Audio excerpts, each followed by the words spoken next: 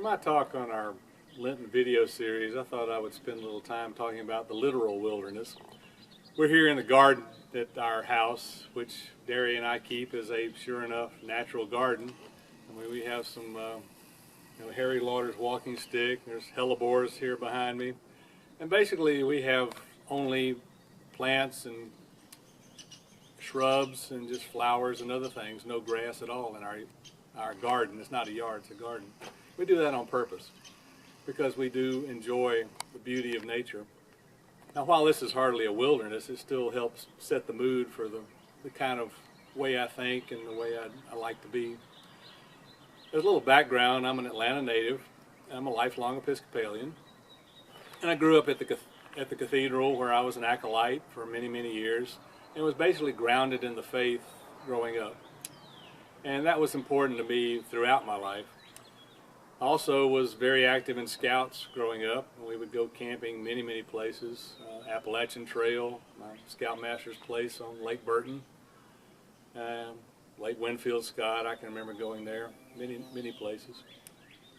And also, back just to jump ahead a little bit, when I became an adult and my sons were able to join Scouting, became of that age, got back into Scouting, and I've been an adult leader for more than 20 years now in Scouting of various capacities, including the Scoutmaster for about 4 years.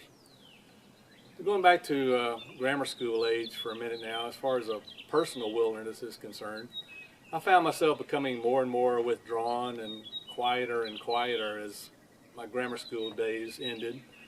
And then when I started into high school, it was kind of hit me like a ton of bricks. It seemed like I could not acclimate to high school as well as many of my peers could from grammar school. I know it's a hard time for everybody, but it seemed to be a very hard time for me. But the fact that I had that firm grounding in the faith was very important to me. And back in those days, the fact that you were a Boy Scout was very uncool, so that didn't really help as far as being able to acclimate and get to know other people and other friends. And so I was grateful for that feeling of connectedness to the faith, and also in the ways that I had found the presence of God in the wilderness. And basically even in adult life as well as in time as a scout, just different places I've been where I've found myself connected to God by myself out in the wilderness. To this day, whenever I go camping, even though it's not with a scout troop anymore, I'll still go usually take a walk by myself for a while, one of the afternoon or the middle of the day, and just go out there and just see what I see. Basically enjoy some time, quiet time alone out there in the wilderness. And other times, just camping, I remember going to hike the Chimneys Trail at Linville Gorge when we were in the Scouts.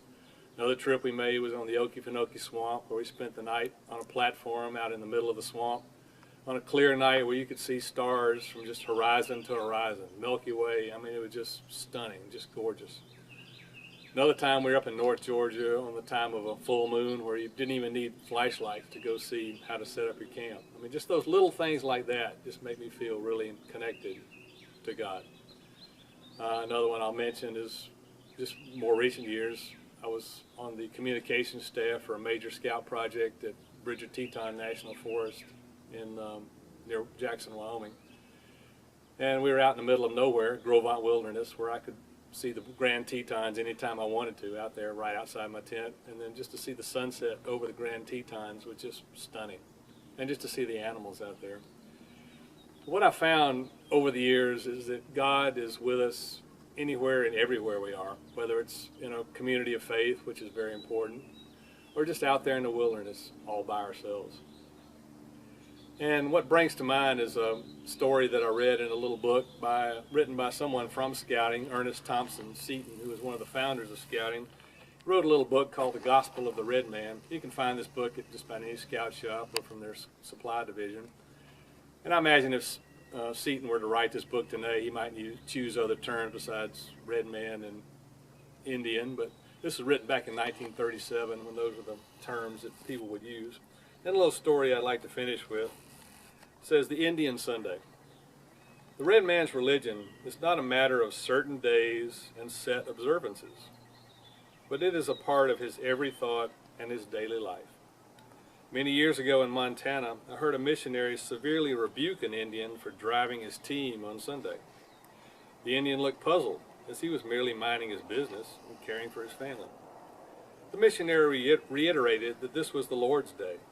At last, a light dawned on the Indian. He glanced up with a gleam in his eye and answered, "Oh, I see. Your God comes only one day a week. My God is with me every day and all the time." To me, this tribal person had it right. God is with us every day and all the time, even in the wilderness.